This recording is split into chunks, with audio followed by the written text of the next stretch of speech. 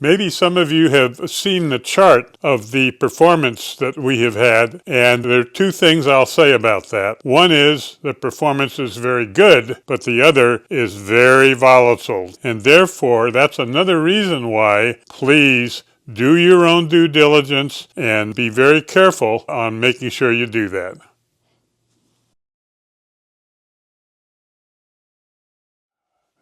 One of the big pluses of the last year or so has been the emergence of Guanajuato Silver, and there's some good reasons for that. One reason the stock was so low priced was they weren't making any money, and although they're a strong producer of silver for the most part, why it's a high cost, and so they had high costs, no profits, therefore a low stock price. On the other hand, we've seen some excellent developments just in the last few months. They did have some problems with a portion of their underground mining. They were able to raise for them a chunk of money, I think 20, 30 million this summer. Remember, it's a relatively small silver company, and they've started to use that to improve efficiency, such as buying underground trucks that can be used in tunnels to make transportation cheaper. But maybe the big deal, which I've talked about in the newsletter, is the deal to acquire for around 40 or 50 million a mine from Endeavor Silver, which is small for Endeavor, but is large enough so it will double, roughly, the total revenues of Guanajuato from close to 100 million a year to 200 million a year. And even though this stock has moved up some, that's close to 300 million, but still, that's a relatively low amount of market cap for each dollar of revenue. I mean, let's say you're paying about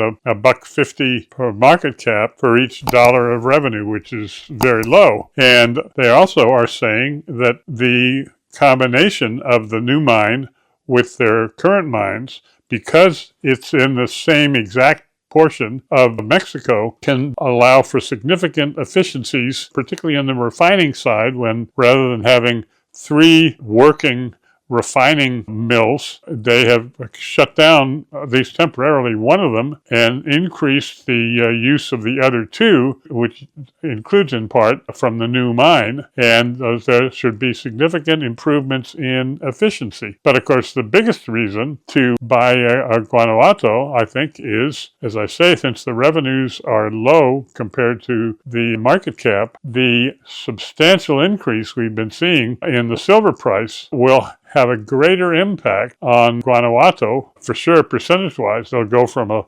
small loss now to what could be a very significant profit, which is probably one of the big reasons I think the company is for sure on one of our 3 silver mining recommendations, and maybe the one that has the greatest potential.